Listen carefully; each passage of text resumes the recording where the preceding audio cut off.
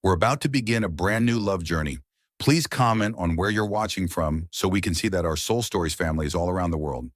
Autumn sunlight poured over Riverside Park like a thin layer of honey, warm and golden, but with a faint bitterness that lingered on the tongue. The wind drifted from the lake to the shore, carrying the scent of cold water and damp grass, weaving through rows of maples as they turned their leaves. A gray stone path wound between flower beds whose colors had begun to fade, leading to an open space by the water, where an old wooden bench sat, its armrests polished smooth by years of hands. There Evan sat, his back slightly hunched, elbows resting on his knees, like a man who had dropped something he could never quite pick up again. In his hand was a silver wedding ring. Tiny scratches ran along its surface, the last rays of sunlight caught on them, glinting dully, like the eyes of someone who hadn't slept enough nights to count. Evan rolled it between his thumb and forefinger, the motion so habitual that he sometimes forgot he was doing it, until the faint chill of metal spread into his skin, reminding him that it was still there, and that he was still here, in a park, in a city full of people, and yet somehow utterly alone. Far off, children's laughter blended with the rustle of leaves. A man on a bicycle rode past, his shadow stretching long across the grass like a thin black thread. On the water, a few ducks rippled the surface, then gathered again near the reeds. Evan watched it all, as if watching a movie without sound. Beauty moved in front of him, yet the emptiness inside remained unchanged. He couldn't remember when he first sat on this bench. Maybe it had been a rainy day, maybe a sunny one. Maybe the day he realized some things, no matter how much you want them, can never be redone. But he remembered vividly the first time they sat here together, the smell of waffles from a street cart across the road, the sound of her voice, clear and slightly husky at the end of her sentences. Her fingertips, cold, gripping his hand when a bird swooped too close. He had laughed and told her, "Don't be scared," and she'd pouted but still tucked herself closer to his shoulder. Those scattered bits of memory, fragile as they seemed, were the most enduring things he had left. The ring kept turning, clicking faintly against his nail. Sometimes he stopped and let it lie still in his palm, staring at it closely, as though hoping to read an answer engraved inside. There was no inscription, just a circle, so simple it hurt. A circle with no beginning, no end. Evan glanced toward the edge of the lake. This time of year, the light fell quickly. Tree shadows stretched long across the grass, patchy and uneven. He thought of days long past, days when they fought over the sunny side of the bench, when the takeout coffee was always too hot and she would blow on it before handing it to him for a sip. Back then, their story had a beginning, a middle, and an end, always closing with a hug. He had once believed that simple things like that could last forever. Turns out nothing lasts forever, except change. Then a voice came from behind him. Not loud, not rushed, but enough to make his heart jolt as if someone had suddenly pulled a handbrake on a downhill car. "You still keep it?" That tone, a thin, warm line, dipping low at the end, like a note falling onto the lake. Evan didn't need to turn to know who it was, but he did, slowly, as though any sudden movement might shatter what stood just a few steps away. Lila stood there. She wore a gray wool coat and a cream-colored scarf around her neck. In her hand was a small paper bag of breadcrumbs for the birds. The top of the bag was open. A few golden crumbs sparkled in the sunlight like bits of gold dust. Her brown hair was neatly tied back, though a few rebellious strands had escaped the clip, brushing her cheek. Her face hadn't changed much since the last day he truly looked at her. Only her eyes were different, deeper, with something he couldn't quite bear to measure.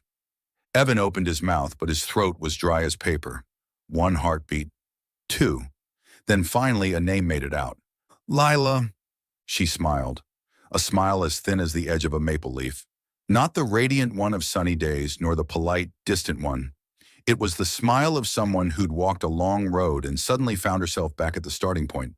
"I was passing by," she said, stepping closer, her flat shoes whispering over the leaves. "And I saw...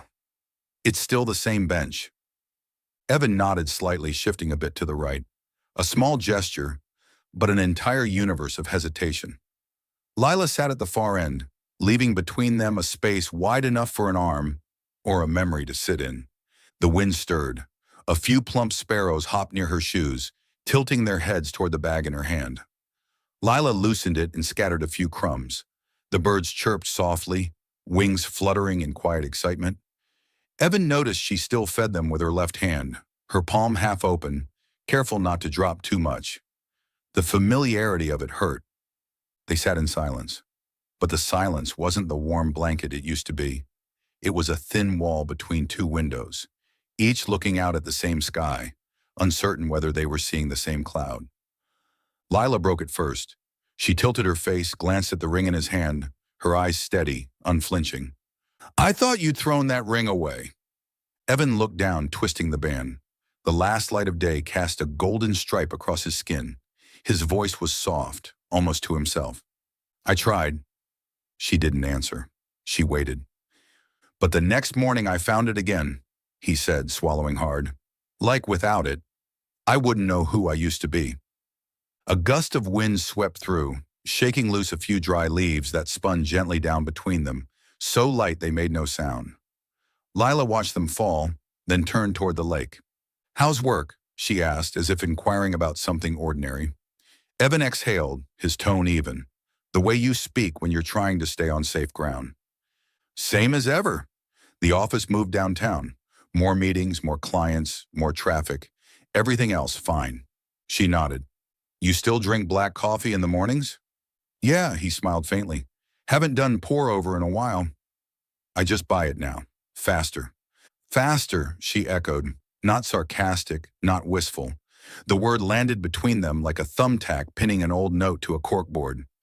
People grow up by trimming away the rituals that once made them happy. She bent forward, watching the birds squabble over a larger crumb. "My mom's doing better now." "She still walks in the mornings. Coughs less." The doctor switched her meds. "I'm glad," Evan said softly, turning toward her. "Tell her I said hi. Tell her I still remember the time I made her ginger tea by mistake, and she laughed at me all morning." A flicker of warmth passed through Lila's eyes. "She still tells that story. She says she can't believe someone as careful as you could mess up that easily." "Probably because I was too busy listening to someone else," he blurted, then stopped, realizing he'd stepped somewhere fragile.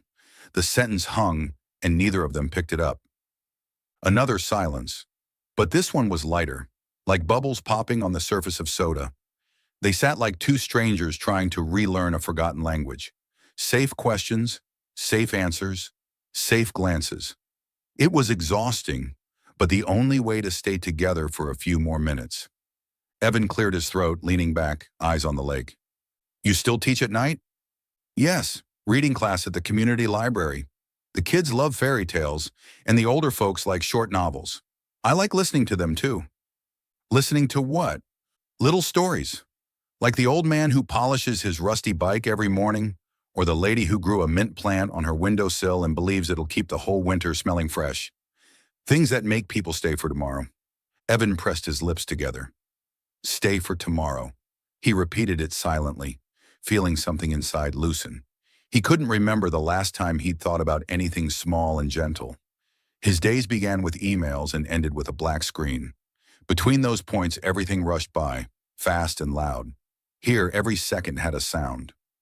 Lila glanced at the ring again. Her gaze wasn't sharp this time, just acknowledging that it was still there.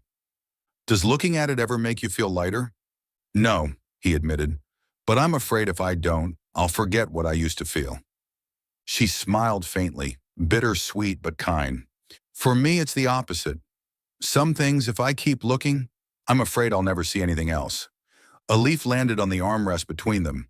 Lila brushed it off lightly. Her finger grazed the wood, the sound soft as a breath. Evan wanted to say, "Your hands are still cold," but didn't. Wanted to ask, "Did you sleep well last night?" but didn't. Wanted to tell her he'd taken a different route to the park today, afraid to cross the same path as before. But he kept that too. Some questions, if spoken, sound like demands for the past. And the only thing they had the right to offer now was kindness. A child ran by, holding the string of a red balloon.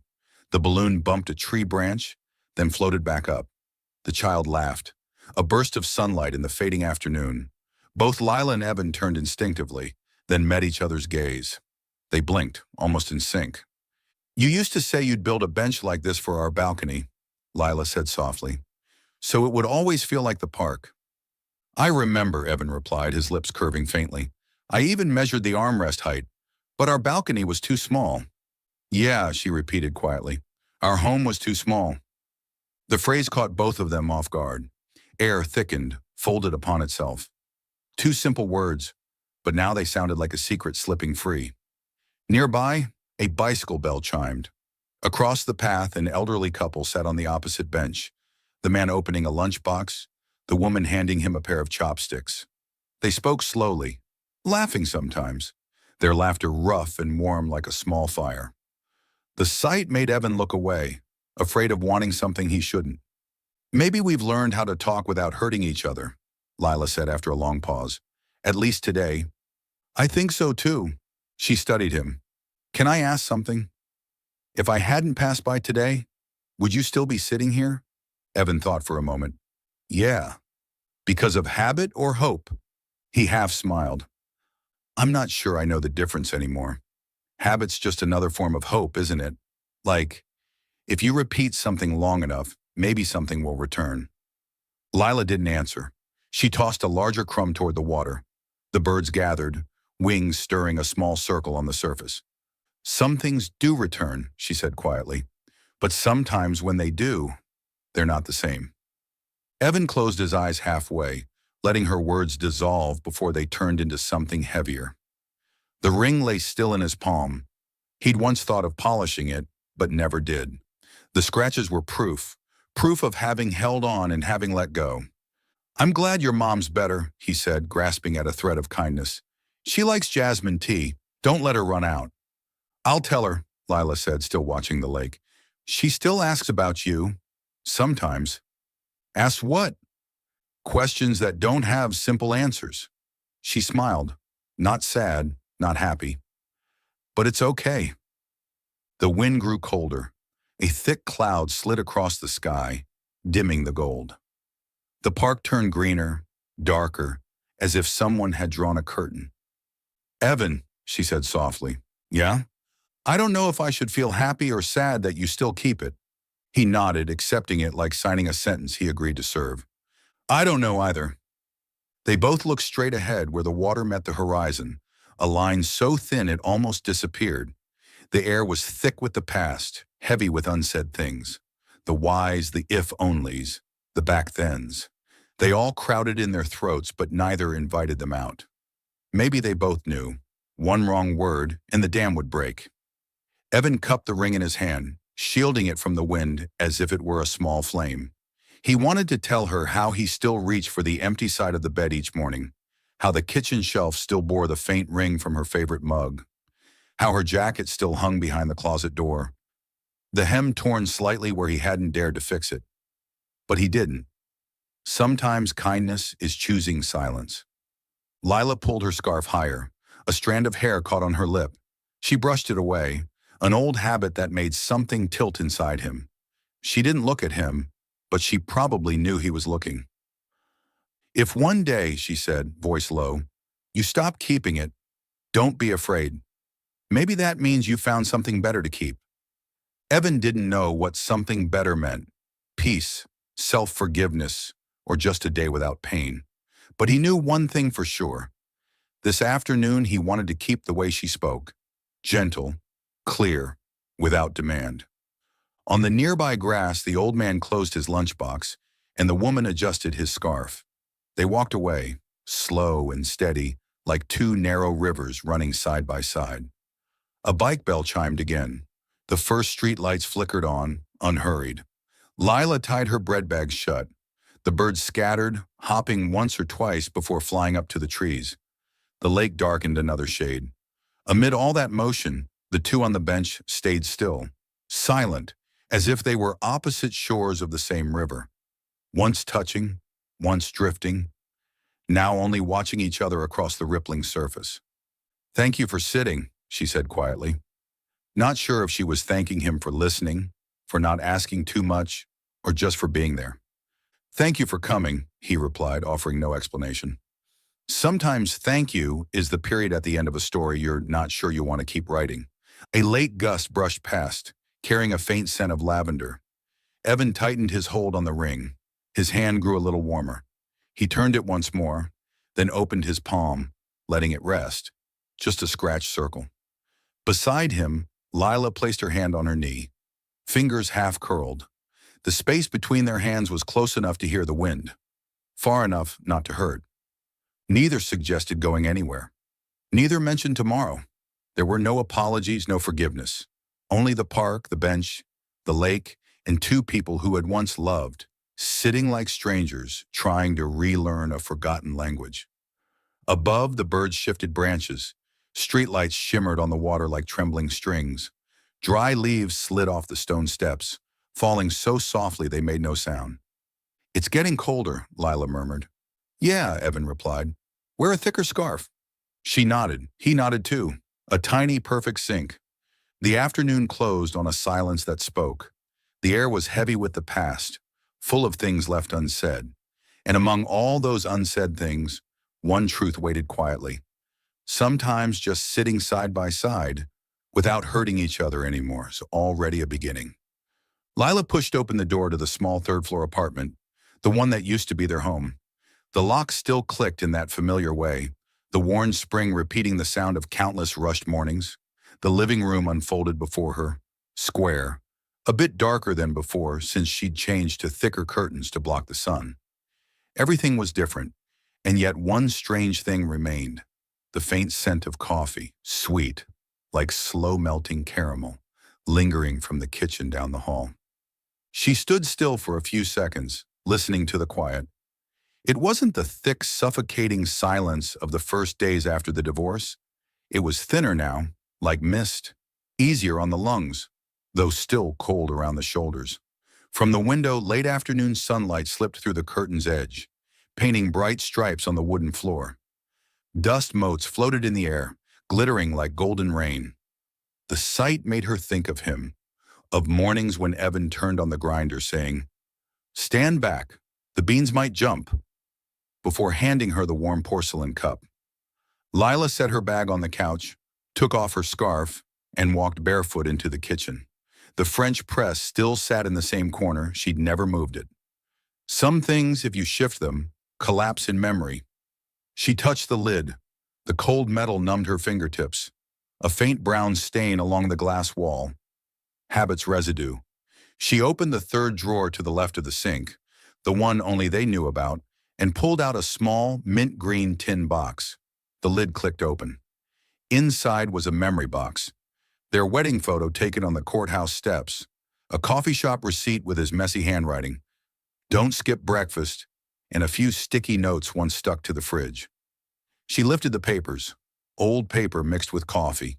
The smell of home. The first note, blue ink, bold and sure. "Don't forget breakfast."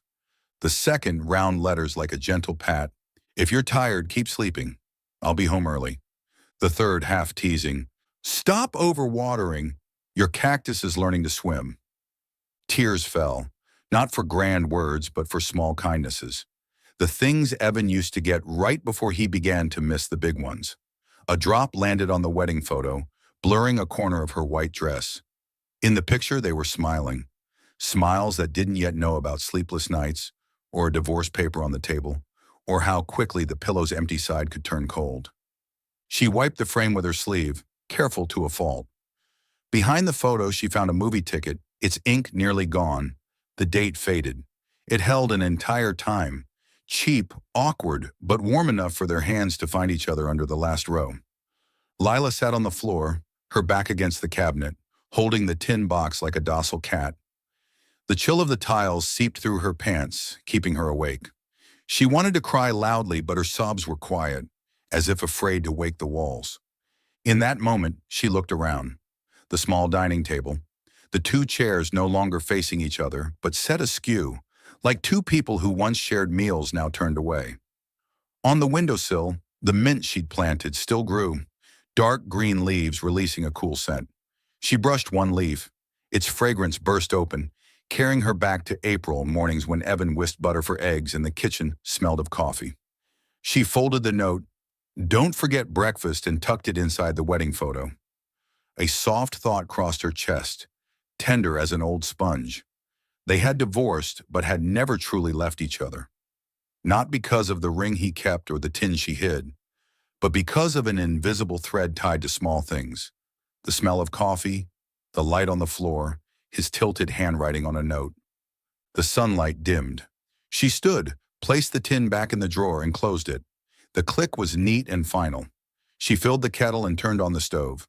The gas hissed and flickered. When the kettle began to murmur, Lila smiled, a thin smile like the edge of a maple leaf. Tomorrow she'd resume her reading class at the library. Tonight she would brew a small pot of coffee, pour it into 2 cups, and set one across the table.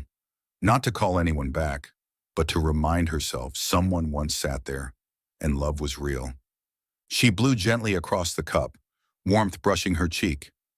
Somewhere in the silence, a thin line of peace was stitching the torn parts of her heart together, one slow thread at a time. Night is a film running backward. When Lila turned off the kitchen light and leaned against the doorway, the past opened like an unlocked cabinet. The smell of antiseptic, white hospital lights, hurried footsteps down a long hallway, and no Evan. Back then, Evan believed he was building a future. He took on extra projects, sketched through the night, and moved from meeting to meeting. On his desk, architectural models rose like cities inside beautiful, bright, perfect glass jars, but too perfect for anyone to live in. Each time he looked at his calendar, the hours were filled edge to edge, a weary kind of glory wrapping him. Lila's messages lit up his phone. He swiped them away, telling himself, after this call. One call turned into another. "I'll make it up tomorrow." Tomorrow bled into next week. That rainy night, Lila curled on the bed, pain stabbing her abdomen, blood spreading across the sheet like ink. She called Evan. The phone rang for a long time, and I went to voicemail. She called a cab herself, gripping the seat edge, her breath breaking apart. At the hospital, the doctor spoke softly, but the words struck hard. The pregnancy couldn't be saved. Lila nodded obediently, and only when the silence collapsed did she realize she was crying. Evan stood over a model tower when his client called unexpectedly. The phone lay face down. When he picked it up, he saw 5 missed calls, one message. "I'm at the hospital." He ran. Rain lashed his face, streetlights stretching into streaks. When he arrived, Lila was sitting in a corner chair, her thin shoulders tilted like a drenched leaf. He reached out. She softened for a second, then pulled away. "I'm fine," she said, her voice rough like after a long night of singing. "I'm sorry." Sorry, 2 light syllables, too weak to hold a night collapsing. After that, Evan worked even harder. He called it coping, putting pain in a drawer and locking it with work. He bought warm milk, flowers, and takeout meals and left them at the door. He avoided the bedroom for its smell of disinfectant, for the bloodstains scrubbed away but not forgotten. He spoke less. Silence ballooned between them like drywall hastily built, thin but impassable. Lila waited for a sentence that never came. "I'm scared," "I hurt," or simply, "Hold me." Instead came schedules, deadlines, site visits, and investor meetings. The first ultrasound photo lay at the bottom of a drawer, buried under blueprints. Once, she lifted them. The paper sliced her finger, a bead of blood blooming red. She laughed. At least red finds its way. The house shrank. Fewer chairs, single cups. The coffee grinder fell quiet. They avoided painful topics until avoidance became a habit. One night, Lila placed the divorce papers on the table, not to end love, but to end a way of loving that was tearing them apart. Evan stared at the paper, silent as an office corridor after hours. He signed, said nothing. The pen met paper, clean. She nodded, wordless. The door closed softly, but its sound followed them for 2 years. In those 2 years, Evan lived in an apartment as cold as an architectural model. Beautiful, lifeless. He went to work, came home, hung his coat, set down his keys, turned the ring in his pocket, and stood on the balcony watching city lights. Many nights he opened his voicemail just to hear the automated voice. You have no new messages, and smiled, a smile no one saw. He had thought burying himself in work was building a future. In truth, he destroyed the present, the only foundation strong enough to survive life's quakes. Forgiveness has no blueprint. Loving right has no standard. A home isn't four walls and a deed. It's where someone waits for you to finish your sentence. In her loneliness, Lila filed for divorce to save herself from a love gone astray. Evan signed in silence, whether from fear of saying the wrong thing, not knowing what to say, or saying it too late. The reason doesn't change the result. Until that autumn afternoon, park bench, bag of birdseed, scratch ring, they sat again. No talk of blame, no reopening wounds. Yet any observer would see, beneath polite words, silences, scents, and small, kept things, love still lived. Not loud, not perfect, not certain, but alive. And in their not yet extinguished gaze, a fragile possibility stood quietly beside the door. The old cafe sat quietly at the corner of the street, its moss-green awning faded with time. The glass door was streaked with faint traces of last night's rain, reflecting the dappled sunlight that slipped through the trees outside. Inside, the smell of roasted coffee mingled with the hum of the grinder, a familiar rhythm, like an old song softly replaying. Evan pushed open the door. The bell chimed, and at that exact moment, Lila stepped out from behind the counter carrying a tray.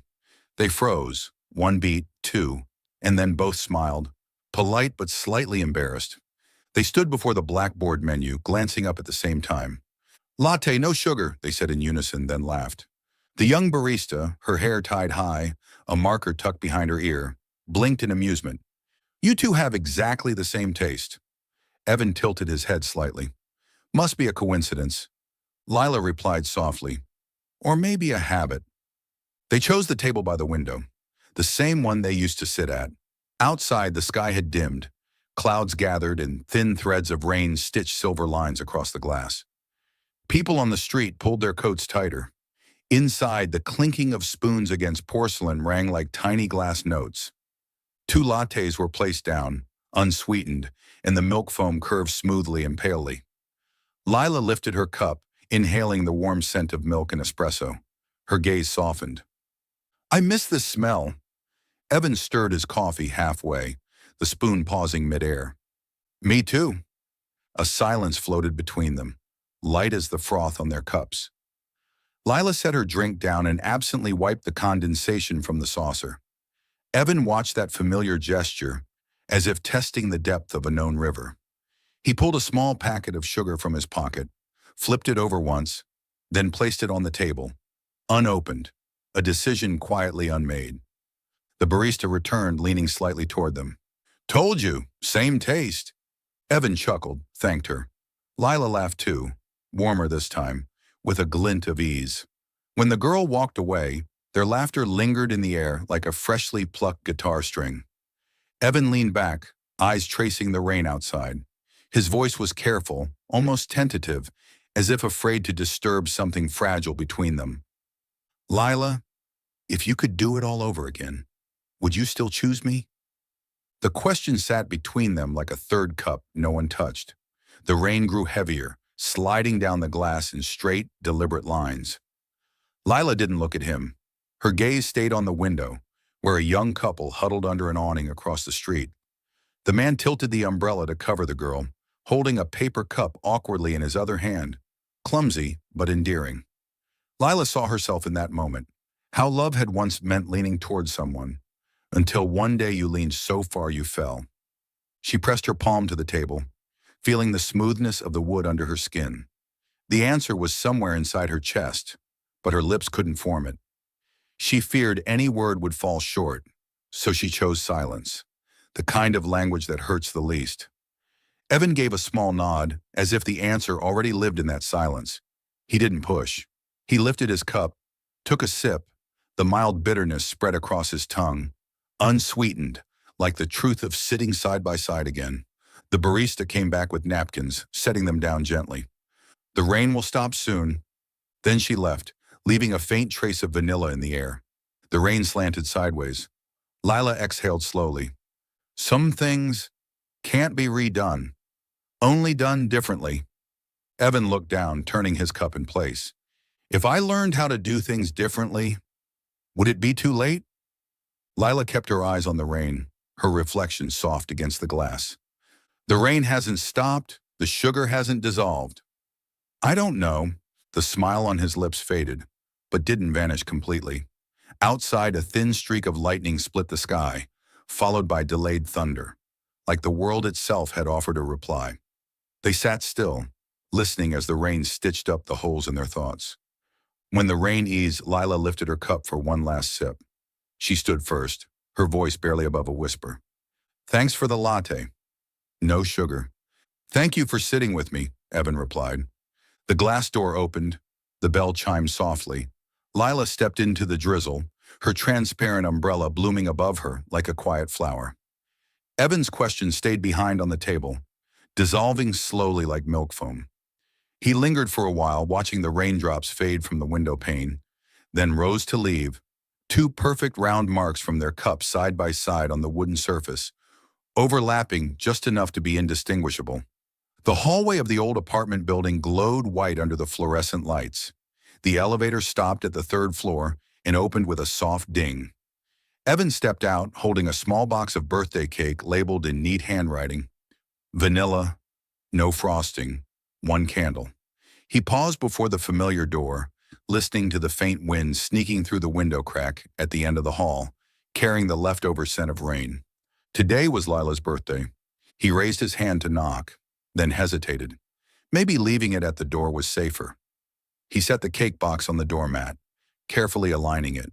On the lid, he'd written in marker, "Happy Birthday." E.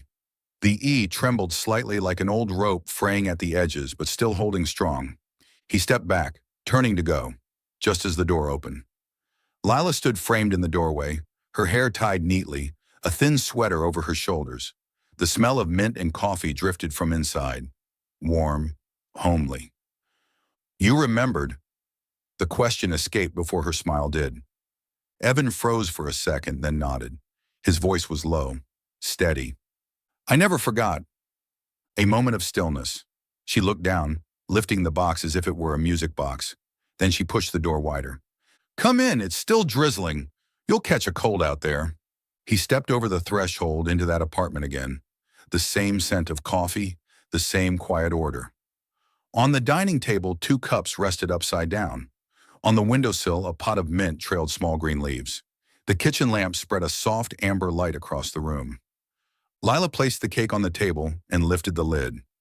Inside was a small round cake, dusted with powdered sugar, a single slender candle in one corner. Evan pulled a lighter from his pocket and carefully lit it. The flame rose, tiny but steady. Happy birthday, Lila. Thank you, Evan. They sat facing each other. The silence here didn't push them apart. It lay over their knees like a thin blanket, warm enough. Lila gazed at the candle, its glow trembling in her lashes. Evan followed her eyes, remembering that year they'd accidentally bought a 3 candle and stuck it upside down, making it look like an E. They'd laughed for hours, saying maybe life was better when read backward. Do you remember that upside-down number 3? She asked. Evan chuckled genuinely. How could I forget? You said it stood for E, Evan or M, either way. And you said as long as we blow it out together, any number's beautiful? They both laughed, a rare, warm laugh. It loosened something in their chests, soft and unsharp.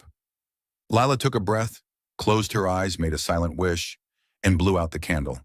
A thin trail of smoke curled upward, carrying the sweet, waxy scent of burnt sugar. Evan sliced the cake. First piece for her, second for him. They ate slowly, not needing many words. Occasionally, the spoon touched the plate with a gentle chime, a rhythm steady enough to calm the heart. I almost forgot today, Lila admitted. If my phone hadn't reminded me, I'd have treated it like any other day. I wanted to, Evan said quietly. But then I thought, some days deserve to be named. She looked at him, her eyes softening like the air after rain. In them, he was no longer the man who had once run from every hard night. From the park bench to the latte, to this candle, he was learning how to stay without hurting her. They washed the dishes together. Warm water ran, soap bubbles rising white. Lila handed him a spoon and Evan took it. Their movements were unspoken, natural, an old rhythm quietly returning. When their hands brushed, they both pulled back at once, then laughed. Not awkwardly this time. At the door, Evan put on his coat. The rain had stopped. The wet street reflected strings of golden lights. He turned back, voice gentle. Thank you for letting me stand outside for a bit, and then letting me in. Lila leaned lightly against the frame, nodding. Thank you for remembering. He hesitated, then added softly, like setting a small pebble into her palm. I still carry the ring. I kept it in my pocket today, not to hold you back, but to remind myself that if I ever get another chance to do things differently, I'll learn. Lila looked at him for a heartbeat longer. She didn't answer, but the faint curve of her smile said enough. I heard you. He nodded, stepped back. The door closed, the hinges whispering shut, gentle as a page turning. Inside, the faint scent of the extinguished candle lingered. Lila touched the edge of the table where the cake had sat, her heart a little lighter, like ice cracking softly in a glass of water. Outside, Evan walked slowly down the hallway, his steps no longer heavy. In that small moment, something inside both of them truly melted. Not the past, not yet the future, but the frost of the in-between beginning to thaw. Night settled like a thin layer of fog. Evan came home and switched on the living room lamp. The soft yellow light spread across the white wall and the bookshelf, then stopped at the low wooden cabinet where he always left his keys. He opened the second drawer, the one with the slightly loose handle. Inside was a bundle of envelopes tied together with a worn string. Dozens of letters, all addressed to Lila. None ever sent. He untied the knot. The faint smell of old paper and dried ink rose up. Each letter carried a different night. The night he couldn't sleep. The night he dreamed the kitchen light was still on. The night rain drummed on the roof. In many of them, his handwriting leaned, as if the writer's hand had trembled. He sat on the sofa and pulled one out at random. Lila, I want to tell you about the mint plant. I've watered it less. It doesn't know how to swim anymore, like you used to tease. Today the leaves stretched long, fragrant enough to make me think someone was chopping mint in the kitchen. If you were here, you'd say, see? I told you not to overdo it. I'm learning not to overdo things. He folded the letter, heart slow but heavy. He held the bundle, counting, not for the number, but for courage. Then he placed them all into a small paper box, careful as if cradling a weak bird. The decision came quietly. He would bring them to her, not to ask for forgiveness, just so she'd know he had spoken to her every night, even if he'd never sent the words. The door opened. Lila's apartment still smelled of coffee and mint. She looked at the box in his hands, her brow furrowing slightly, a question unspoken. I have something I should have given you a long time ago. She invited him in. They sat across from each other, the wooden table a gentle border. Evan slid the box toward her. Lila lifted the lid. The ivory envelopes lay stacked like unfinished days. She picked the first one, her fingers trembling. Lila, if you're reading this, it means I finally had the courage to say, I was wrong. Wrong to think silence was strength. Wrong to believe I'll make it up later, could make up for everything. Wrong to stand outside your pain and call it protection. Lila's voice grew small. Tears fell on the paper's edge, spreading into clear stains. She wiped them quickly, afraid the ink would blur. The second letter. Today I sat on the park bench. Someone left crumbs for the birds, just like you used to. I suddenly understood. It's the small things that keep a home from collapsing. I used to build our home out of things that were too big. The third, I'm learning to make pour over again. The first one was too weak. The second, too bitter. The third, still awful. You'd laugh at me. If you were here, you'd probably... The fourth, rain tonight. I hear it on the roof and remember the sound of your steps running from the door to the kitchen. I wish I'd learned one word, hurt, to say it, so you'd know I hurt too. Lila set the letter down, inhaled deeply, then reached for another, not to rush, but because each letter pulled a thread until only one envelope remained, written in darker, firmer strokes, resting at the bottom. She opened the last one. If you're reading this, it means I finally had the courage to say, I was wrong.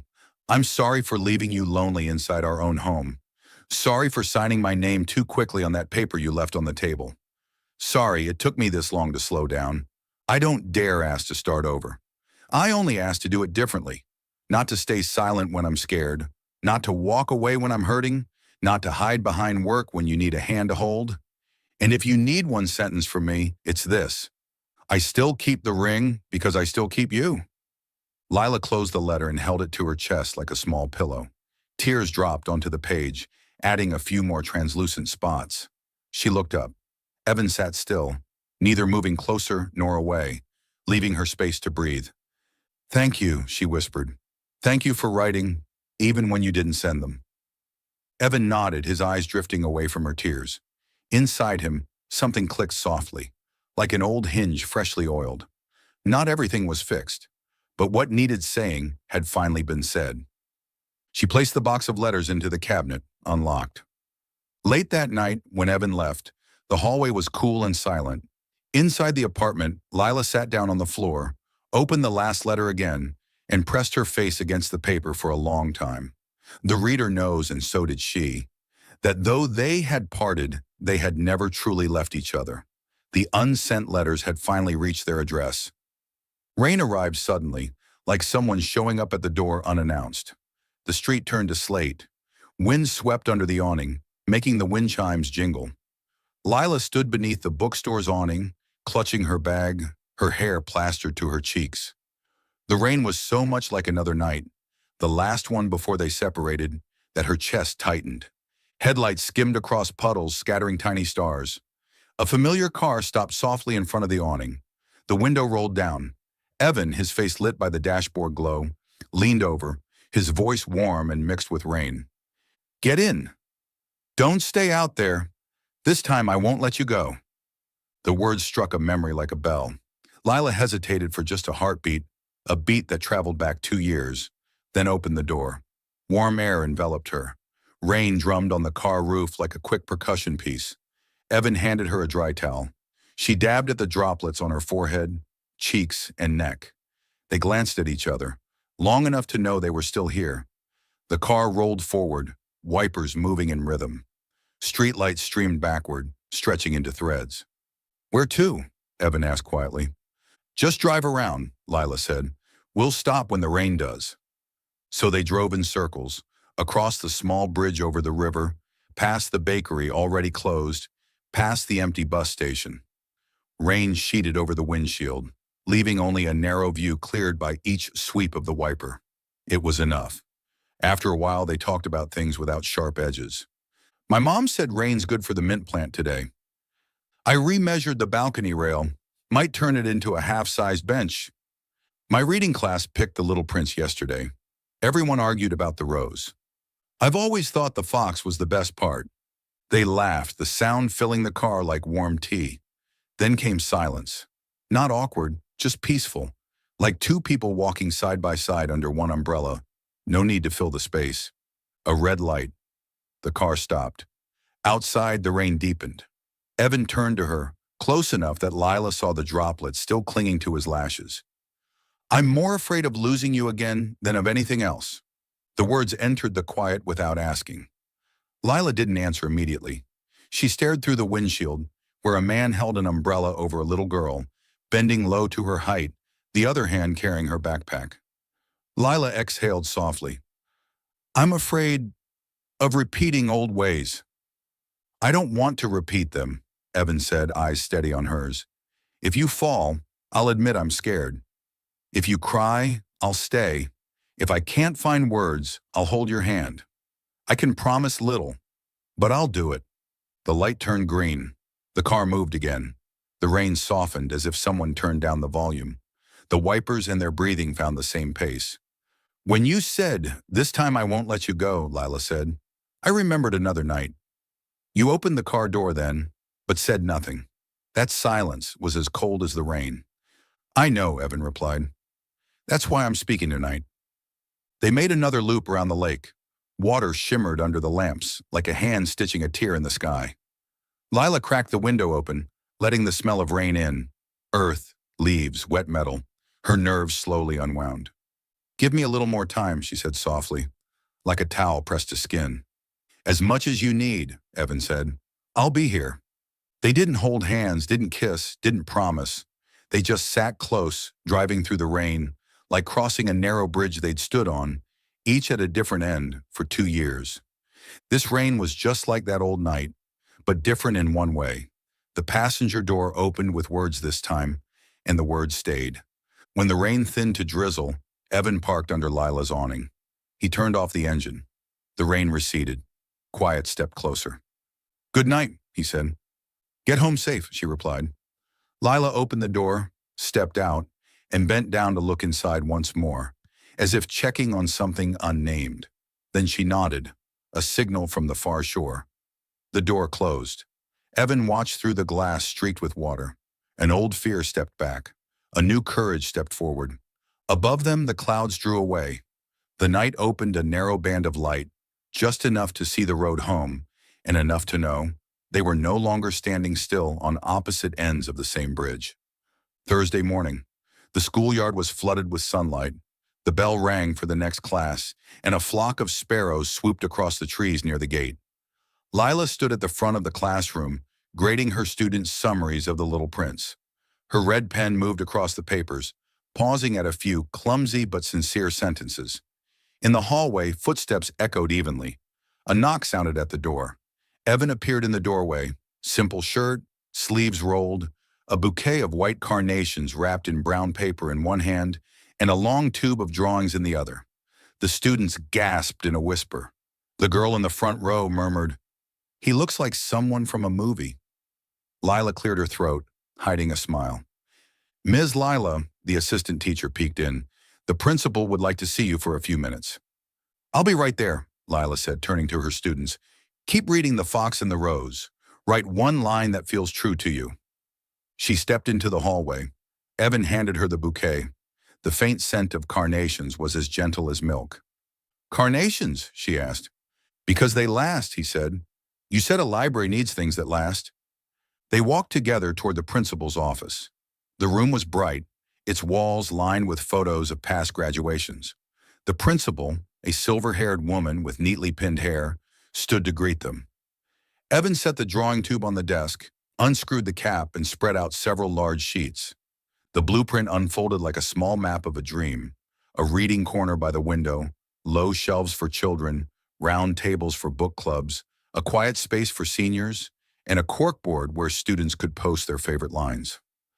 Lila's eyes deepened as she took it all in. "I'd like to fund this library project," Evan said, calm but certain. "The materials should feel warm and sturdy. Glass for light, but soft light. And," he hesitated, glancing at Lila, "I'd like it to be named the Morgan Learning Hall." For a few seconds, the room was silent.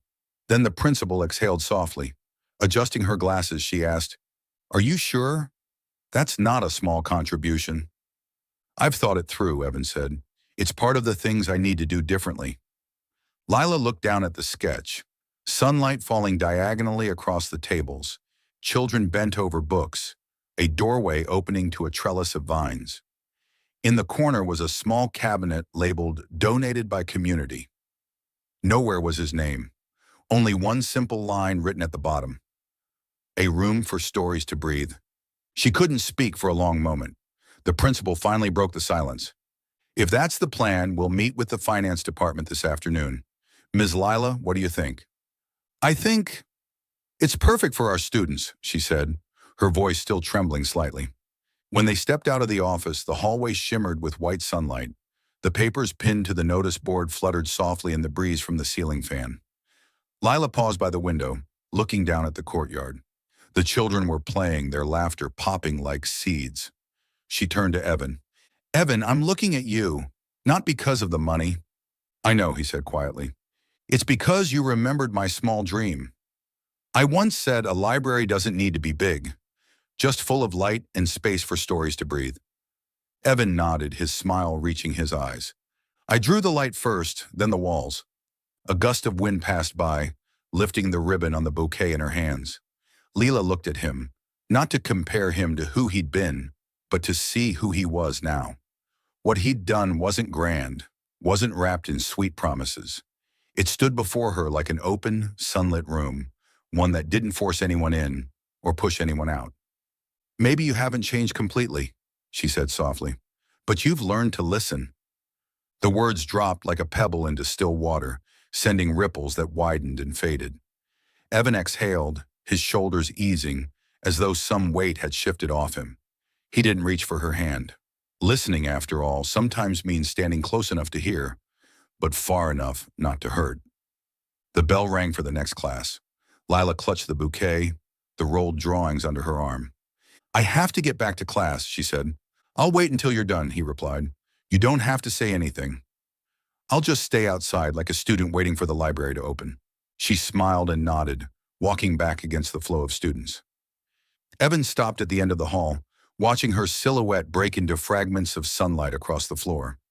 Inside him, a room quietly turned on its light. Late afternoon, the city glowed the color of honey. They walked side by side down a quiet street after class, past the old bookstore, past the tailor shop with lace hanging in the window. The breeze carried the mingled scents of fresh paper and mint.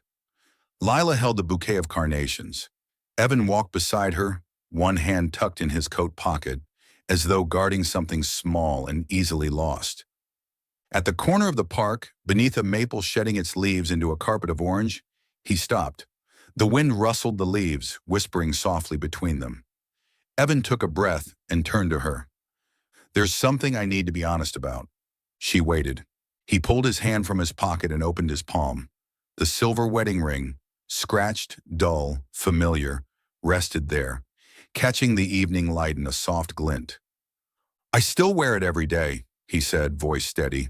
Not to cling to the past, but to remind myself that real love doesn't disappear. It just needs to be relearned. He didn't kneel. No velvet box, no speech about forever. He simply lifted her hand and placed the ring in her palm, like setting a warm stone into it. Keep it, he said, even if it's only as a beautiful memory. And if one day you need to let it sink into the water, I won't stop you. I just want it to be on your side now, not mine. The wind paused. Lila looked at the ring for a long time, a circle with no beginning or end, its scratches a map of the road they'd already walked. She closed her eyes as if listening to whether there was still a sound inside it. Then she folded her fingers, but didn't pull her hand away. Opening his hand, she placed the ring back into it. The faint sound of metal against skin was soft as the first drop of rain. No, she said quietly. I don't want a memory. I want the present. The words shifted the air. The maple leaves swirled more slowly. A small dog ran past, its leash trailing circles in the fallen leaves. Evan couldn't smile right away. His eyes had already turned wet. I can learn the present, he murmured, one day at a time. Lila stepped half a pace closer, close enough for the scent of carnations to mix with the warmth of his coat. She lifted her chin and nodded slightly, a signal they'd both forgotten how to read. Evan didn't ask for more. He opened his arms, letting her decide. She stepped in. Their first embrace in 2 years, unhurried, not tight enough to hurt, needing no words. Their chests met just enough for their breathing to find a shared rhythm. By his ear, Lila heard his heartbeat, no longer racing like the night he'd run away. Between their shoulders, Evan felt her sigh, long and relieved, like someone finally unstrapping a heavy backpack. They stood that way through one gust of wind, through the ring of a passing bicycle, through the laughter of children running by. The ring rested in Evan's palm, warming slowly with his skin. It wasn't a promise, nor a new contract, just an object that had once witnessed how they'd loved wrong, now given a gentler duty, to remind them to love differently. When they finally stepped apart, the sun had just touched the rooftops across the street. The light broke into golden dust around them. Want to go see where the library will be? Evan asked. Yes, Lila said. But first, I need a cup of coffee. No sugar. Evan laughed. The sound no longer hid at the corner of his mouth. It reached his eyes. They walked on, shoulders brushing, their rhythm rediscovered. Behind them, the maple leaves kept falling, unhurried. Ahead, the small street led past the cafe, toward the schoolyard where a bright, empty room waited to be built, to be named, and to be filled with new stories. They didn't rush. After that hug on the maple leaf carpet, Evan and Lila began days without a name. Just small tasks in a newly learned rhythm of two. In the mornings, they met to walk through the park. In the afternoons, when Lila's class ended, Evan stood under the school's awning, hands in his pockets, watching the kids run like kites with cut strings. Those meetings weren't on any calendar. They arrived like wind, warm enough to remember, light enough not to fear. In the apartment kitchen, the knife thudded evenly on the cutting board, and mint met the scent of browning butter. Lila slowly sliced onions. Evan clumsily zested a lemon. He sneezed at the pepper. She laughed and handed him a glass of water. They both cooked without competing for the stove. Each stood where they were, leaving space for the other. For the first time in a long time, they sat down to eat while the food was still hot. Evan learned to listen, not to jump in at the end of a sentence, not to offer solutions while she'd only said half a thing, not to lay his story over hers. When Lila told him about a child still stumbling over words, he didn't ask, "What are her grades?" He asked, "Which part did she like best?" When Lila said she was tired, he turned off the stove, silenced his phone, poured warm water, and sat quietly. People can still be doing something while doing nothing. He learned that. Lila learned to open up, to say the things she used to swallow. "Today I was scared. I'm happy about the tiniest thing. I was angry when you went quiet, but I'm grateful you stayed." She stopped vetting every word before letting it out. The places where the story went wrong, they fixed with the places where kindness was right. Sometimes she stepped back when feelings rose too fast. Sometimes she stepped forward half a pace when she saw him frozen by old fear. Every day was another try. On weekends, they visited the lot behind the school, the future library site. Evan set stakes to mark the lines. Lila tied ribbons for the students to write wishes. "I want low bookshelves. I want a story corner with a green rug. I want windows that can hear the wind." Evan photographed each ribbon. He didn't want to forget small details. When the breeze flipped the strips, they held them in place for each other. Lila's balcony gained a half-sized wooden chair. At dusk, they carried out black coffee. No sugar, no milk. They kept quiet when quiet was needed, laughed when a bird perched on the railing, and spoke when darkness began sliding over the rooftops. Evan said, "I used to be afraid of talking badly," and Lila answered, "Talking badly is still talking."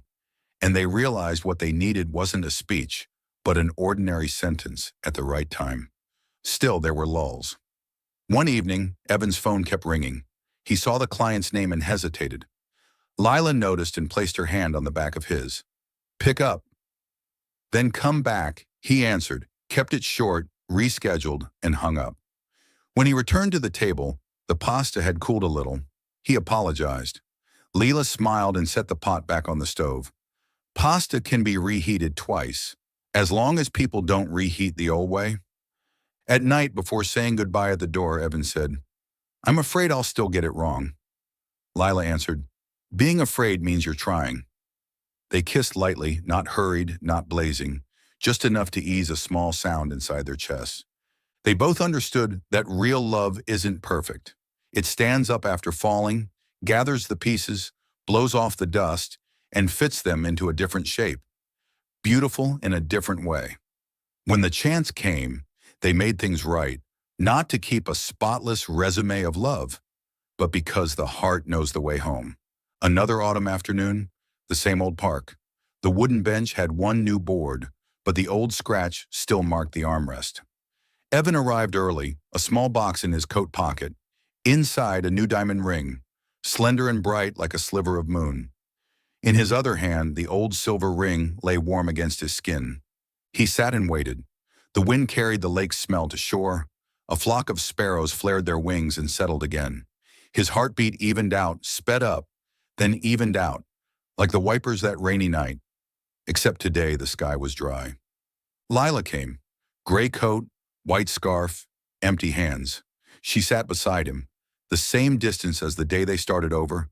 Her eyes shone the way they do in someone who knows both loss and gain and still chooses to be here. Evan turned the box with his fingers. He asked softly, laying the question down like a feather on water. Do you still believe in marriage? Lila looked straight at him, not turning away. Her mouth curved with half a smile from someone who understands both banks of the river. Only when it's with the man I once divorced. The air changed color. Evan laughed, then knelt.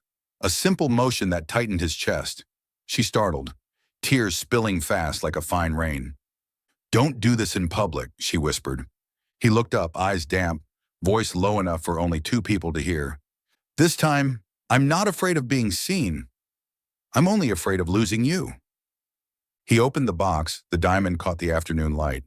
No long speech, just one sentence. Lila, marry me again, so we can do it differently. She laughed through tears.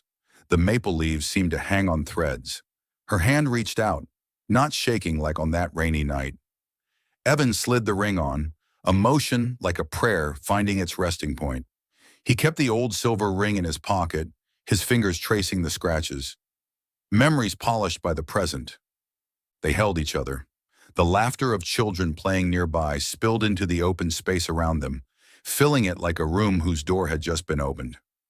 A thought skimmed across Lila's mind. Happiness isn't loud. It warms the hands first, then the heart. When they sat again, Evan said, Tomorrow let's go to the library site and pick wall colors. Lila nodded. Something bright, but not glaring. Like us. Like us. The afternoon slowed. The sun withdrew from the lake, leaving a thin silver line. The answer had been spoken. The fear had been named. The future didn't need a detailed blueprint yet. It needed a big window open to the wind. They didn't invite many people. A small ceremony in the backyard of a familiar cafe, strings of warm lights draped between two trees, wooden tables with white cloths, low vases of carnations. Close friends stood around. Lila's mother wore a shawl, eyes wet and smiling. No extravagant gown, no choir, just two people who had once broken and now stood tall, choosing each other again. The school principal came and gifted them a wooden sign, Morgan Learning Hall, a room for stories to breathe. They both bowed their thanks. One of Lila's students shyly brought over an old book wrapped in newspaper. Miss, can we put this in the new library? Lila hugged it to her chest and a tiny stitch tugged through her heart. Their vows were short. Evan said, I will speak when I'm afraid. I will stay when you cry. I will be quiet when you need calm. And I will say your name when the quiet grows heavy. Lila replied, I will knock before entering your pain. I will open the door when your hands are full. I will eat breakfast and remind you too as well. Everyone laughed, light as wind through leaves. After the ceremony, they cut a simple cake and blew out two small candles, one for what is past, one for what is coming. Someone put on old jazz. Lila's mother took a few students by the hands and spun them across the grass. No one hurried. No one tried to capture everything. Enough was enough. The final scene was the old park on an autumn day like the first time, the second time, and this time. The wooden bench was still there. A pair of sparrows perched on the armrest, unafraid. Evan and Lila sat a little closer than before. No need for space to seat memory anymore, because memory now had a place in the present.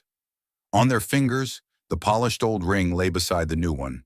Two circles side by side, not stacked, like the past and the now. Evan took Lila's hand, his thumb resting on the small bone of her wrist, the pulse there as calm as still water. You know, he said, eyes on the silver path across the lake, I was never truly sitting here alone. Because in my heart, you never left. Lila rested her head on his shoulder. The wind lifted the fine hairs at her temple. Somewhere, a bicycle bell chimed. The light slipped back, and the street lamps came on with a thin gold layer. They didn't say more. Sometimes home is just one bench, two hands, and a sentence said at the right time. In the distance, the schoolyard peeked through the trees where a library was rising. On the bulletin board, those wish ribbons would soon hang over new shelves. Stories waiting to be read, pages of life waiting to be turned. And in the midst of it all, two people had learned how to hold hands again. Not because they'd never let go, but because they now knew why they needed to keep holding on.